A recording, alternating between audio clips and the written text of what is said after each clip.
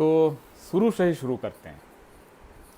बात है आज देश के सबसे बड़े अखबार दैनिक भास्कर में छपे हुए संपादकीय पेज के एक लेख की। ये लेख बहुत चर्चित और बहुत ज़्यादा बार बार छपने वाले एक लेखक वेद प्रताप वैदिक जी ने लिखा है और आप में से कई लोगों ने इसको पढ़ा होगा।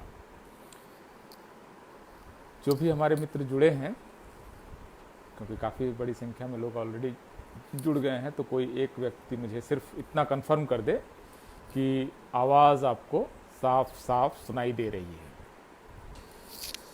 तो मैंने ये कहा कि बात शुरू से ही शुरू करते हैं और दक्षिण जो विचार का क्षेत्र है जिसको दक्षिण पंथ कहते हैं, वहाँ से उस धारा का एक लेखक है वेद प्रताप वैदिक, और उन्होंने एक लेख लिखा है जिस लेख का शीर्षक है जनगणना में जाति नहीं जरूरत पूछी जाए तभी पिछड़ों का हित होगा। टाइटल मैं रिपीट कर रहा हूँ। लेखक का नाम वेद प्रताप वैदिक, अखबार का नाम दैनिक भास्कर।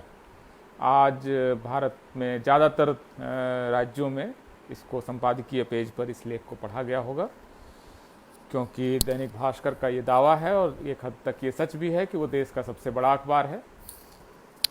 43 लाख कॉपीज छपती हैं उस अखबार की, और अखबार का क्लेम है और IRS का सर्वे भी बताता है कि 6 करोड़ के आसपास लोग उसको हर दिन पढ़ते हैं। और संपादकीय पेज पर है तो हर जगह ये पन्ना छपता है, ये ऐसा नहीं है कि एक जगह छपेगा और दूसरी जगह नहीं छपेगा। तो शीर्षक जो है उस लेख का वो है जनगणना में जाति नहीं जरूरत पूछी जाए तभी पिछड़ों का हित होगा। पहली नज़र में ये लगता है कि लेखक पिछड़ों का हित चाहता है और इसके लिए एक प्रिस्क्रिप्शन दे रहा है कि किस तरह से पिछड़ों का भला होगा। अब मैं इस लेख के एक एक तरह से, जैसे आर्कियोलॉजी में होती है ना कि जैसे एक कोई कुछ मिला उसमें से थोड़ी सी रेत हटाते हैं, फिर नीचे कुछ मिलता है, फिर कुछ हटाते हैं, फिर कुछ एक मिलता है। जैसे कि मोहनजोदड़ो में एक बौद्ध स्तूप मिला था जिसको कि वहाँ के लोग बच्चे खेलते थे, तो वहाँ से ईंटें मिलने लगी, फिर ईंट के बाद कुछ मूर्तियाँ मिलने लगी, तो लोगों ने और खोदना शुरू किया बौद्ध स्तूप को, तो कुछ बौद्ध प्रतीक मिले, फिर नीचे खोदते चले गए तो बिल्डिंग्स मिली, फिर एक लेयर हटाया तो स्नानागार आया, फिर नीचे और हटाया तो अनाज रखने का गोदाम मिला जहाँ पुराने गेहूं के दाने मिले। मतलब ये इस तरह से जो आर्कियोलॉजी के तौर से एक एक लेयर आप हटाते चलते हैं, नीचे आपकी दुनिया खुलती चली जाती है। जिस तरह से आपका मोहनजोदड़ो की खुदाई हुई थी या इवन धौलावीरा की खुदाई हुई थी, एक स्तूप जैसा कुछ मिलता है और उसके नीचे आप खोजते हैं तो आपको सभ्यता मिलती है। खैर, तो इस आर्टिकल को हम उसी मेथड से, उसी मेथोडोलॉजी से पढ़ने की कोशिश करेंगे। तो सबसे पहले इसका टाइटल मैंने आपको बताया, टाइटल जो है वो कि पिछड़ों का हित कैसे होगा, इसके बारे में वेद प्रताप वैदिक एक प्रिस्क्रिप्शन देते हैं कि ये तरीका है, ये करने से पिछड़ों का भला होगा। फाइन। तो ये जो पूरा लेख है इसमें मैं जो एक और मेथड अपना रहा हूँ कि जो उनका विचार पक्ष है इस लेख में, जो उनकी ओपिनियन है, जो राय है कि जाति जनगणना नहीं होनी चाहिए, इस पर मैं बात नहीं करूंगा कि होनी चाहिए कि नहीं होनी चाहिए। वेद प्रताप वैदिक एक लेखक हैं और लेखक के नाते उनको ये ओपिनियन रखने का अधिकार है कि जाति की जनगणना हो या ना हो, आरक्षण हो या ना हो, ऐसा ओपिनियन रखने का उनको पूरा अधिकार है। किसी भी व्यक्ति को लोकतंत्र में अधिकार मिलना चाहिए। मैं यहाँ पर उन ओपिनियंस की बात नहीं कर रहा हूँ, ना उसका काउंटर ओपिनियन दे रहा हूँ। इसके लिए मैं पहले आपसे बात कर चुका हूँ कि जाति जनगणना पर मेरी क्या राय है वो आप जानते हैं, वेद प्रताप वैदिक की क्या राय है वो आप जानते हैं, वो खिलाफ हैं। फाइन, यहाँ तक मुझे कोई एतराज नहीं, यहाँ तक मुझे कोई आपत्ति नहीं है। समस्या ये है कि इस बात को साबित करने के लिए वेद प्रताप वैदिक जो तरीका अपनाते हैं वो निहायत मूर्खतापूर्ण, बेवकूफ़ी भरा और एक एब्सर्डिटी की हद तक जाता हुआ उनकी तर्क पद्धति है। यहाँ पर ज़्यादा समस्या खड़ी होती है, क्योंकि भारत में अखबारों में छपे हुए शब्द को सत्य मान लेने की एक परंपरा है, बल्कि छपे हुए शब्द को सत्य मान लेने की बहुत परंपरा है।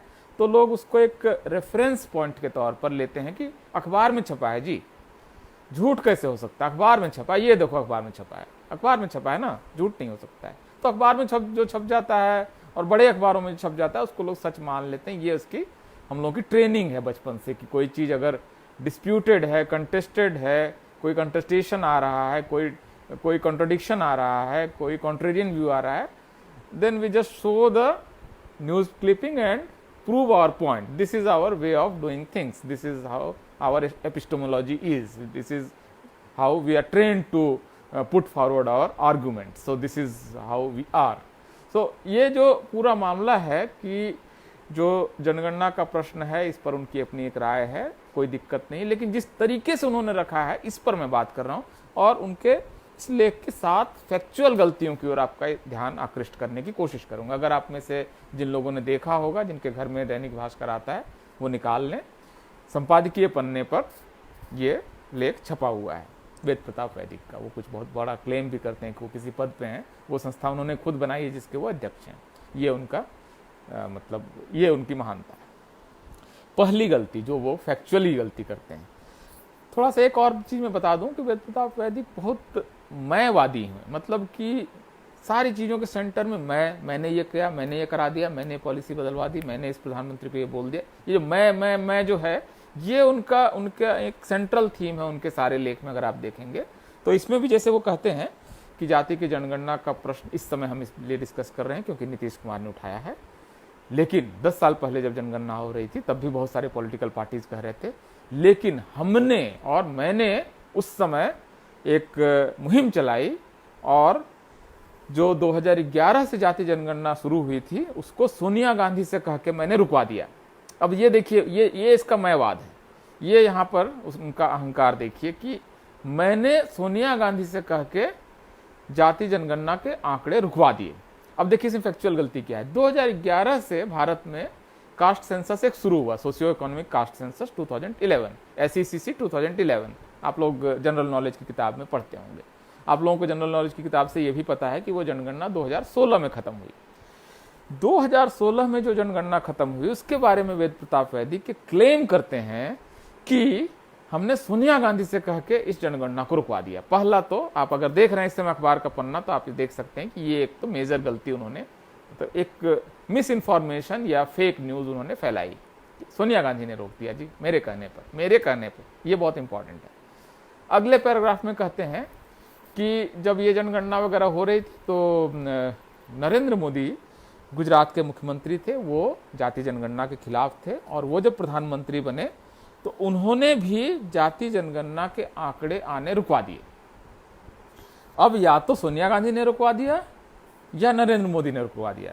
जाहिर है कि यहां पर वो फिर गड़बड़ी कर रहे हैं। 2016 में जो आंकड़े रोके गए, जाहिर है कि वो काम नरेंद्र मोदी ही कर सकते थे, सोनिया गांधी इस काम को नहीं करने की स्थिति में नहीं थी, वो पोजीशन ही नहीं थी। मतलब विपक्ष और सोनिया गांधी की जो अभी स्थिति है उसमें वो कोई फैसला करवा दे इस सरकार से, ये पॉसिबल नहीं है। तो एक तो बड़ी गलती ये है। यहाँ पर मैं थोड़ा सा रुकता हूँ, मेरा एक रिक्वेस्ट और करता हूँ क्योंकि ऑलरेडी काफ़ी लोग इसको देख रहे हैं, तो मेरा एक रिक्वेस्ट है कि जो संभव है वो इसको एक बार शेयर कर लें। अगर आपके लिए आपको इम्पोर्टेंट लग रहा है तो आपके दोस्तों के लिए भी इम्पोर्टेंट होगा। मेरा ये मतलब मेरी तर्क पद्धति ये कहती है कि अगर आप इतना समय लगाकर इसको सुन रहे हैं इस समय, जबकि आप एंटरटेनमेंट कर सकते थे, बहुत कुछ कर सकते थे, तो जाहिर है कि आपके मित्रों के लिए भी ये वीडियो इम्पॉर्टेंट होगा, तभी आप इतना कीमती समय लगा रहे हैं। यहाँ के बाद से वो सोनिया गांधी को मैंने बोल दिया, नरेंद्र मोदी को कह के हमने रुकवा दिया जाति जनगणना के आंकड़े। अब आगे बढ़ते हैं और वो कहते हैं, अब वो बताते हैं कि अंग्रेजों ने जाति जनगणना शुरू कराई थी। क्यों? क्योंकि 1857 हो गया था और इससे वो डरे हुए थे, बड़ी एकता बन गई थी भारतीय समाज में, और इसकी वजह से 1861 में उन्होंने जाति जनगणना करवा दी। अब बताइए कि 12वीं पास जो इवन आर्ट स्ट्रीम से जो मतलब पॉलिटिकल साइंस वगैरह जिसने थोड़ी सी भी पढ़ाई की है उनको ये तो पता ही होगा कि भारत में पहली जनगणना जो है वो 1872 में जाके पूरी होती है। अब ये, लेकिन अब ये विद्वान है, जान पहचान है और लेख छपवाने की इनमें क्षमता है, तो ये इनके हिसाब से 1861 में पहली जनगणना हो गई। तो ये एक्चुअली बड़ी गलती उन्होंने यहाँ पर की है। जो पहली जनगणना है आप जानते हैं, और भारत की जनगणना के वेबसाइट पे भी जाके आप देख सकते हैं, उन्होंने फर्स्ट में ही हिस्ट्री ऑफ सेंसस छाप रखा है और उसमें ये कहा गया है कि जो 1864-65 में शुरू हुई और 1872 में खत्म हुई, है पहली जनगणना है जो बहुत लंबे समय तक चली थी। तो ये हिस्ट्री ऐसी नहीं है जो छुपी हुई है, लेकिन वेद प्रताप वैदिक को ऐसा लगता है कि वो हर विषय के ज्ञाता है।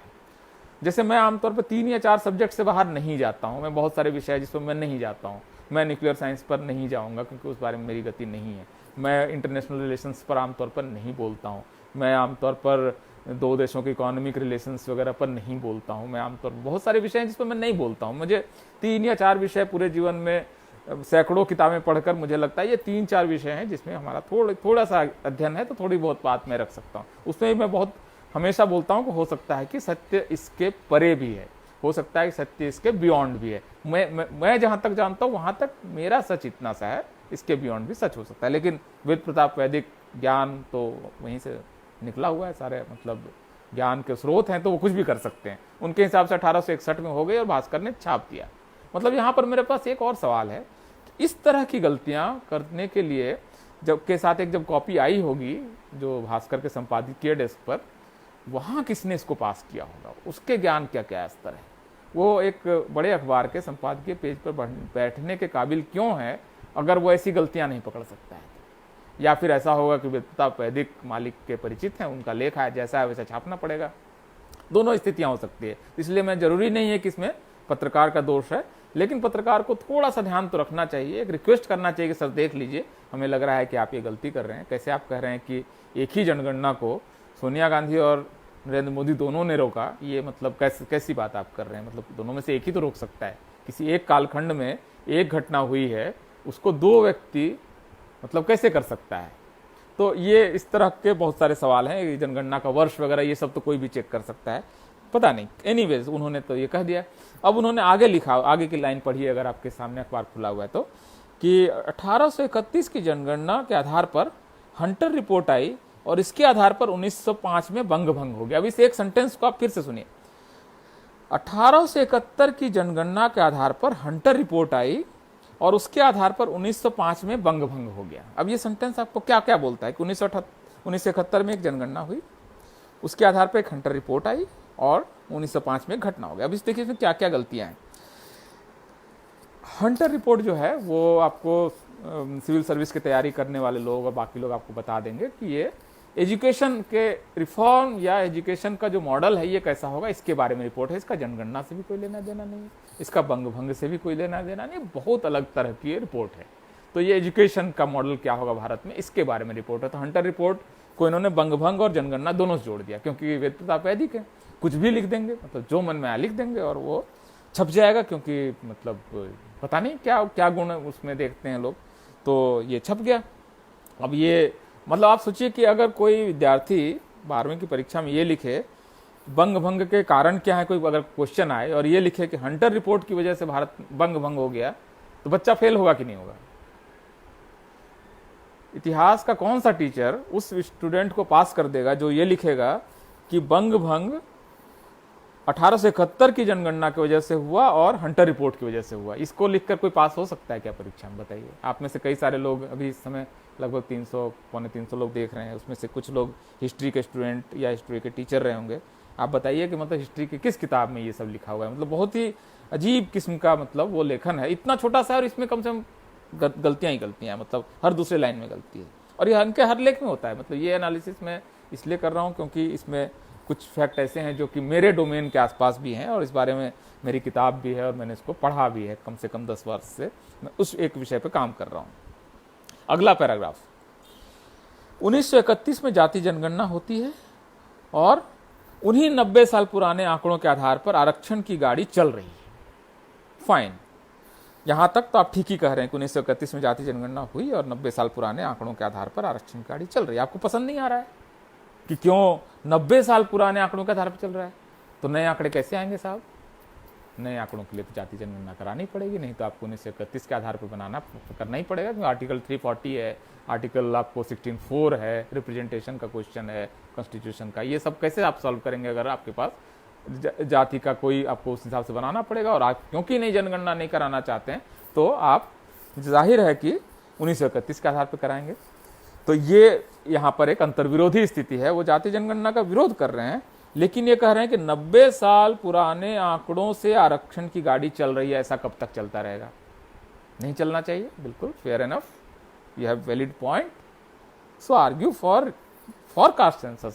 Why are you arguing against caste census in that scenario, if that is your point? Anyways, अगला पैराग्राफ बहुत दिलचस्प है। यहाँ पर आप थोड़ा सा ठहरिए, अगर मतलब थोड़ा ठंडा दिमाग कीजिए और सुनिए अगला सेंटेंस।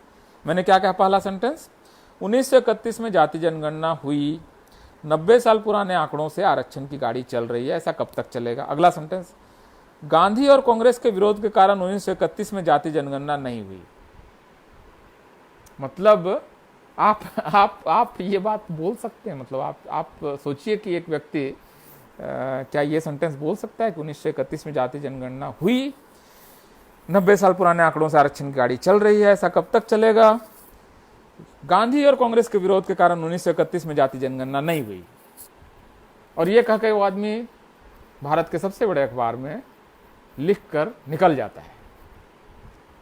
मतलब ये तो मतलब अगर कोई स्टूडेंट इससे जनरल नॉलेज सीखेगा तो वो गारंटेड फेल होगा, उसको उसकी दुनिया की कोई ताकत उसको पास नहीं करा सकती जनरल नॉलेज का एग्जाम। जनरल नॉलेज से ही बिगाड़ ही देगा आदमी।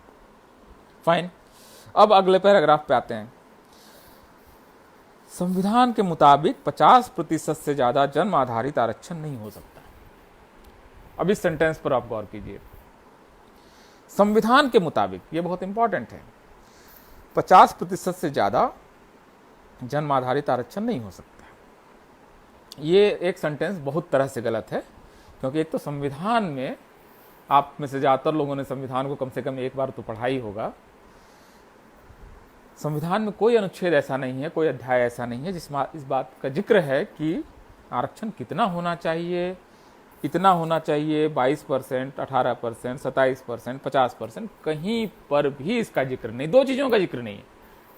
जो नौकरी और शिक्षा का आरक्षण है वो कितने समय के लिए जारी रहेगा, इसका कहीं जिक्र नहीं है, और कितना होना चाहिए इसका संविधान में कम से कम कोई जिक्र नहीं है। स्पष्ट रूप से आप जानते हैं, मतलब ये ऐसी बात नहीं है। और ये बात लेकिन इस आदमी को नहीं मालूम, वेद प्रताप वैदिक को नहीं मालूम कि संविधान में नहीं लिखा हुआ है। मतलब बोल गया, लिख गया, मतलब जो मन में आया, मतलब जो मन में आया लिख दिया। मतलब अजीब किस्म का एक पागलपन, एक मतलब उन्माद है कि मुझे लिखना है, हर विषय पे लिखना है, जो मन में आए वो लिखना है। अब वो लिख के, अब फैक्चुअली गलत है कि पहला तो कि संविधान में नहीं है, दूसरा 50% का कोई कैप उस तरह से नहीं है, क्योंकि आप सब लोग जानते हैं, मतलब इस समय जितने लोग सुन रहे हैं उनमें एक भी आदमी ऐसा नहीं है जो इस तथ्य को नहीं जानता है कि तमिलनाडु में 69% रिजर्वेशन है। अगर हमारे इस बात को सुनने वाले हर आदमी को पता है, तो ऐसा कैसे हो सकता है कि वेद प्रताप वैदिक को नहीं पता? या तो नशे में रहे होंगे, भाई गांजा खा के लिख दिए होंगे, दारू पी के लिख दिए होंगे, नींद में लिख दिए होंगे, कोई समस्या हो सकती है, मुझे नहीं मालूम कि वो क्या समस्या है। लेकिन जो एक 10वीं 12वीं का हर विद्यार्थी जानता है कि तमिलनाडु का आरक्षण है, एक खास प्रोविजन था, उसके लिए कॉन्स्टिट्यूशन अमेंडमेंट हुआ और वहां पर 69% रिजर्वेशन है, या इवन वो नहीं भी जानता है तो ये तो जानता ही है कि ईडब्ल्यूएस रिजर्वेशन के बाद केंद्र सरकार के रिजर्वेशन का टोटल क्वांटम 59.5% हो चुका है, 59.5%। ये लिख रहे हैं कि संविधान के अनुसार 50% से ज्यादा आरक्षण नहीं हो सकता। भाई वो भी तो जाति आधारित आरक्षण है ना, SC ST OBC उसमें शामिल नहीं, तो ऑब्वियसली वो भी जन्म आधारित है। ये बात जो इस समय आप अपने घर में मौजूद 13 साल के एक बच्चे से पूछ लीजिए जिसका थोड़ा बहुत जनरल नॉलेज ठीक है, तो बता देगा कि ईडब्ल्यूएस का आरक्षण आया था और इसकी वजह से टोटल आरक्षण इतना हो गया है। ये बात वैदिक को नहीं पता है, दैनिक भास्कर में उस आदमी को नहीं पता है जो इसको छाप रहा है, दैनिक भास्कर को उस संपादक को नहीं पता है जो इस पेज को अप्रूव कर रहा है। मतलब आप समझ रहे हैं इस समय किस तरह के दौर में है। और इन अखबारों की पहुंच देखिए, ताकत देखिए। ये हिंदी का सबसे बड़ा अखबार है, भारत का सबसे बड़ा अखबार है, 6 करोड़ इसके हर दिन इसको पढ़ा जाता है। इसकी वेबसाइट सबसे पावरफुल वेबसाइट है, सबसे ज्यादा जिन वेबसाइट्स को देखा जाता है। मतलब कितनी रीच है, कितनी पहुंच है, इतनी पहुंच तक वो करोड़ों लोगों तक अपनी बात पहुंचा रहे हैं। हम अपनी बात सोशल मीडिया के जरिए कितने लोगों तक पहुंचा लेंगे? भाई ये वीडियो आदर्श स्थितियों में 20 से 30 हजार लोग तक देखा जाएगा अगर 2-3 दिन बाद देखेंगे, और इसके अलावा कुछ यूट्यूब चैनल उठा लेंगे तो वहां से 5 लाख लोगों तक ये वीडियो पहुंचेगा मैक्सिमम, मतलब आज से 1 हफ्ते बाद अगर हम इसका आंकड़ा जुटाएंगे तो।